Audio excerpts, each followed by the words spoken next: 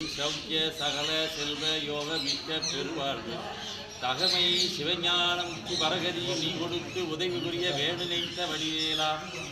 அருணதரபாத பத்மம் மதுரிதமுமே துதிக்க அரிய தமிழ்தான் அளித்த மயில் வீரா அதிசயம் அநேகமுற்ற பழனிமலை மீதுதித்த அழக திருவேரகத்தின் முருகோணி வெற்றிவேல்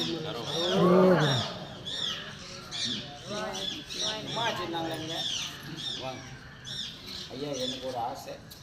ஐயா போட்டுட்டேன் சாமி அடியாருக்கு அடியார் அன்பு செய்யணும் இந்த ராணி மங்களான்னு